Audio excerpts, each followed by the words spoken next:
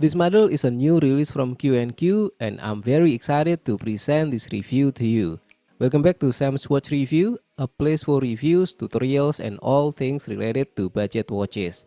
I've been on the hunt for an affordable analog watch with a 38 to 40mm diameter, a field watch style, quartz movement and a matte finish. The closest I had found before was the Timex Expedition. While it's a great watch, I felt it could be simplified further. No date window and no indie glow. Then I discovered this new Q&Q Q76B and it ticked all the boxes. For those unfamiliar with the Q&Q brand, it's a subsidiary of Citizen, the renowned Japanese watch brand. As you may already know, Citizen also the powerhouse behind one of the most popular watch movements, the Miyota.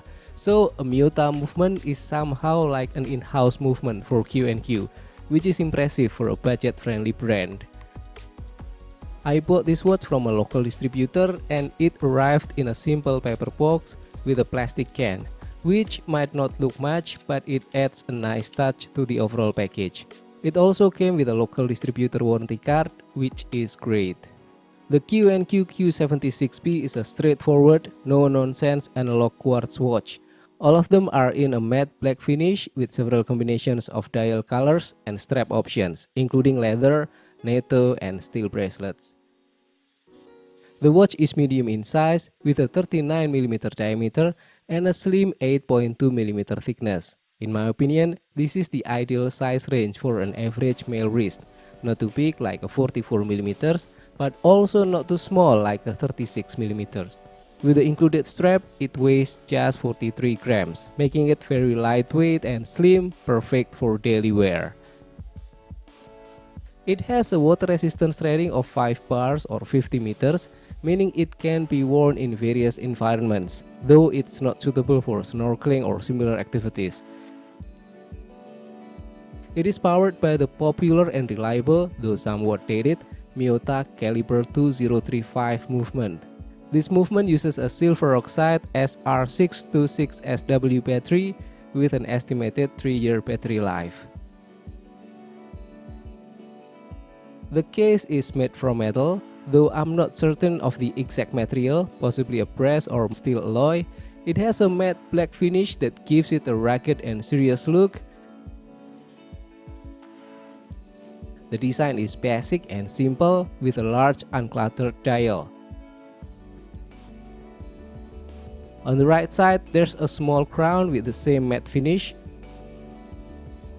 and the watch is fitted with mineral crystal, giving some degree of scratch resistance. The case back is snap-off type, which, to be honest, I'm not a fan of. It can be a bit troublesome to open and close when you need to change the battery. You need to pry it open from a small opening. However, given the watch budget-friendly nature, this is a minor inconvenience.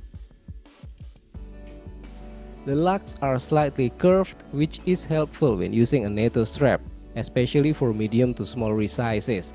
Although the curve is not as pronounced as on my Timex Expedition, it still helps the watch and strap to sit closer to the wrist, enhancing balance and comfort. The lug width is a standard 20mm with the usual spring bars, which is great news. I'm sure many of you, like me, have plenty of 20mm NATO or Zulu straps at home, and it's really easy to swap them out on this watch. Once a strap becomes uncomfortable due to sweat or gets soaked, you can quickly take it off, put on a clean one, and you're good to go. However, I have to admit, I made a bit of misjudgment when purchasing this model. There are also variants with a steel bracelet, available for just a slightly higher price. I wish I had chosen that one. Not that the included NATO strap is bad, quite the opposite. It's very good with a matte buckle and durable fabric, but a steel bracelet would have been very useful for a situation where I need something more sweat-proof or when I prefer a more semi-formal style. Now let's talk about the watch face. The dial on this variant is beige with printed large Arabic numeral indices and minute markers on the outer edge. The print quality is excellent as seen in this close-up. It also features 4 triangular markers at the 3, 6, 9 and 12 o'clock positions, which are lumed although the lume is very weak. This dial design, though simple, is effective and very legible. The hour and minute hands are leaf-shaped, precisely cut, with smooth edges and a clean surface. They also feature quite good lume paint. The second hand is also well made, painted red for easy visibility. However, one thing to note is that the alignment of the second hand on my watch is slightly off, which could be due to the movement. Here is how it looks in the dark. The lume on the hour and minute hands are bright enough to be readable, which is a very good touch for a watch at this very price point. Adjusting the watch is straightforward, just pull the crown and you can set the time easily.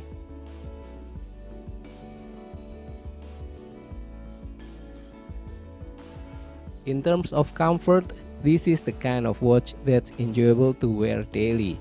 It's light, slim and with a slight curve of the lugs, it sits closer to the wrist, making it well balanced and comfortable. The movement is also quite silent, making it ideal at home. And now let's talk about the pros and cons. On the positive side, it has great styling, excellent price, comfortable to wear, it has good legibility with decent lume on the hour and minute hands, it has high quality strap, it is using 20mm lug width, making it easy to find replacement straps, it has 50 meters water resistance, sufficient for most uses, and we can expect build quality from a subsidiary of Citizen brand.